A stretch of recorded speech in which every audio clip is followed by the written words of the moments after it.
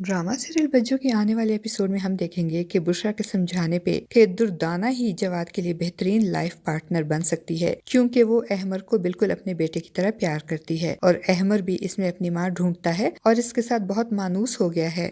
तो बुशरा की बातें सुनकर पहले तो सबा बेगम को बहुत गुस्सा आता है कि दुर्दाना एक बेवा है और मैं जवाद की शादी एक बेवा से कैसे कर सकती हूँ, मगर बाद में जब वो ठंडे दिलो दिमाग से सोचती है तो बुशरा की बात से मुत्तफिक हो जाती है और जवाद को भी इस रिश्ते के लिए राजी कर लेती है और फिर जवाद की इजाजत से वो दुर्दाना के घर इसका रिश्ता लेने जाती है। तो दुर्दाना इनकी बातें सुनकर हैरान रह जाती है और कहती है कि मुझसे शादी करके अहमर को एक माँ तो मिल सकती है, मगर जवाद को बीवी नहीं मिल सकती, क्योंकि मैं एक बेवा औरत हूँ और मेरी मिसाल इस टूटे हुए आईने की तरह है जिससे हाथ तो जख्मी हो सकते हैं मगर इसमें अक्स सही से नजर नहीं आ सकता। मगर सबा बेगम के समझाने पे बिला आखिर वो मान ही जाएगी और होप्स ऑफ फ्रेंड्स के बहुत जल्द दुर्दाना और जवाद की शादी हो जाएगी। और दूसरी तरफ रोहेल ऑनलाइन बिजनेस के नाम पे लोगों को ठग कर इनसे फ्रॉड करके इन्वेस्टमेंट के नाम पे भारी रकमें हथियाकर इनको धोखा देकर बहुत खुश होता है और अपनी महबूबा को खूब शॉपिंग और होटलिंग करवाता है और घर में भी ये बताता है कि मेरी जॉब लग गई है। घर वाले भी रोहेल की जॉब की बात सच मानकर बहुत खुश होते हैं और शुक्र करते हैं कि इस निकम्मे और नालायक को कहीं जॉब तो मिली। रोहेल की माँ तो खास तौर पर बहुत खुश होती है और इसकी बहुत नाजबरदारियां करती है। और कहानी में ट्विस्ट तो इस वक्त आता है जब बज्जो और इसकी सारी फैमिली रोहेल के दोस्त की बहन की शादी में जाते हैं और पीछे से चोर आकर इनके घर का सफाया कर जाते हैं। रोहेल ने लोगों के साथ फ्रॉड करके जो पैसे लिए होते हैं, चोर वो सब पैसे भी लूट कर ले जाते हैं। तो रोहेल के तो हाथों के तोते ही उड़ जाते हैं, वो बहुत परेशान होता है।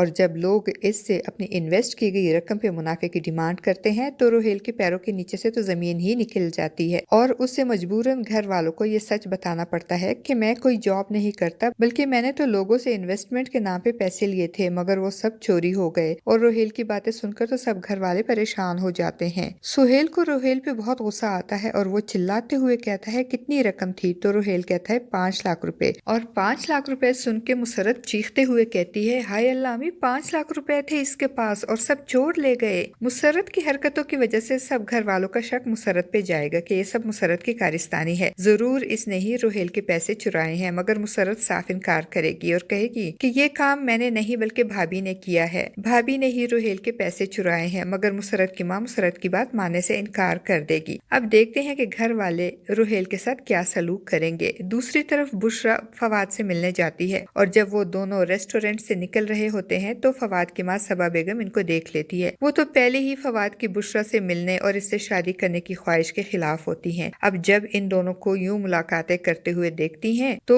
घर वापस आकर फवाद पे बहुत नाराज होती हैं और खूब डांटती हैं फवाद को। तो फवाद भी डर जाता है और कहता है कि मैं बुशरा से मोहब्बत करता हूँ और इससे शादी करूंगा। जिस पे सबा बेगम चिल्लाते हुए कहती हैं तुमको सारी दुनिया में बस मोहब्बत करने के लिए ये ही लड़की मिली थी? तो फवाद कहेगा कि वो मेरी खुशी है और मैं अपनी खुशी को हासिल करने के लिए कुछ भी कर सकता हूँ। अब देखते हैं, एक तरफ मुसरत जो कि अब भी जवाद से शादी के ख्वाब देख रही होती है, जब इसे ये पता चलेगा कि जवाद और दुर्दाना की शादी हो रही है और ये शादी बुशरा की कोशिशों से हो रही है। और दूसरी तरफ रोहेल लोगों की डिमांड पे इनके पैसे कैसे वापस करेगा और क्या फवाद सबा बेगम की मुखालफत के बावजूद बुशरा से शादी कर पाएगा? आपका इस बारे में क्या ख्याल है? अपनी कीमती राय का इजहार कमेंट बॉक्स में जरूर कीजिएगा।